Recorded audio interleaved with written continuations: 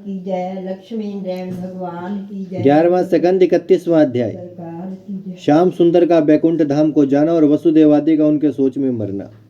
शुकदेव जी ने कहा, परीक्षित, जब देवताओं ने उस केवट को विमान पर चढ़े हुए बैकुंठ की ओर जाते हुए देखा, तब ब्रह्मा, इंद्र, कुबेर, वरुण, गंधर्व, विद्याधर, चारण और किन्नर आदि सब देवता अप्सराओं को साथ लेकर अपने अपने विमानों पर गाजे बजाते और फूल बरसाते हुए जहाँ पर श्याम सुंदर बैठे थे वहाँ आकाश में आकर इस इच्छा से इकट्ठे हुए कि अब द्वारकानाथ बैकुंठ में आते हैं, चलकर मोहिनी मूर्ति की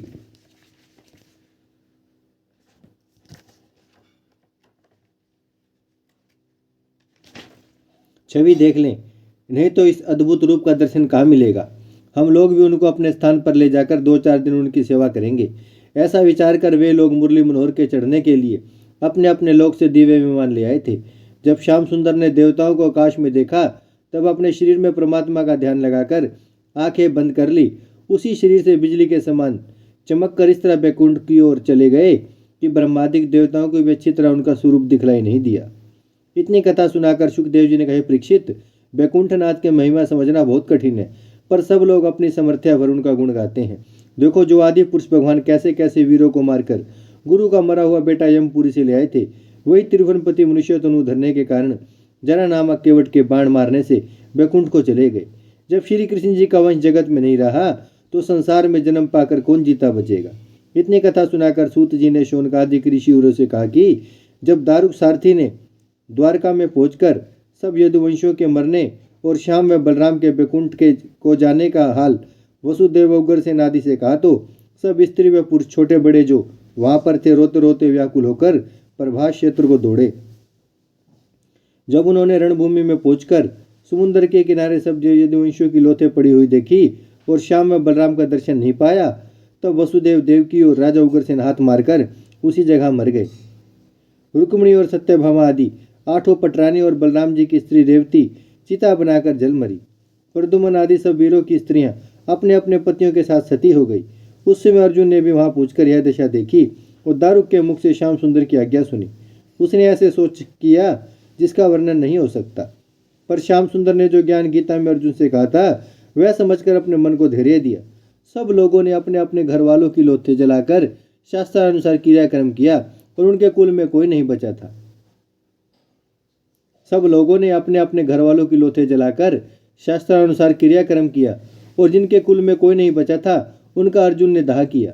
जब त्रिरात्रि वहां पर हो चुकी तब अर्जुन अनिरुद्ध के बेटे ब्रजनाथ जब त्रिरात्रि वहां पर हो चुकी तब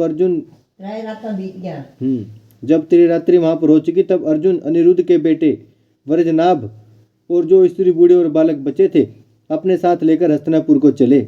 उसी समय श्री कृष्ण जी के रहने के स्थान के सिवा और सब द्वारका समुद्र में डूब गई। अब तक वहां कभी कभी श्याम सुंदर का मंदिर बिजली की तरह चमकता हुआ दिखलाई पड़ता है।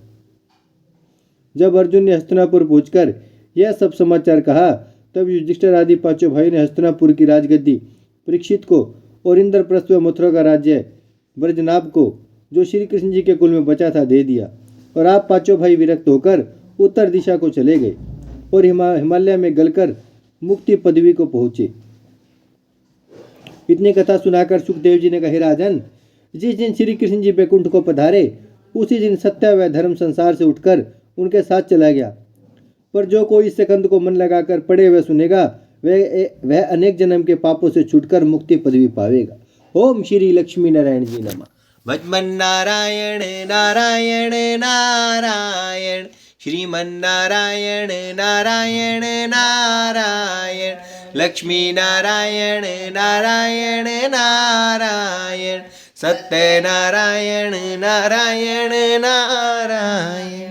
भजमन नारायण श्रीमन्नारायण, लक्ष्मी नारायण सत्यनारायण, भजमन नारायण नारायण नारायण।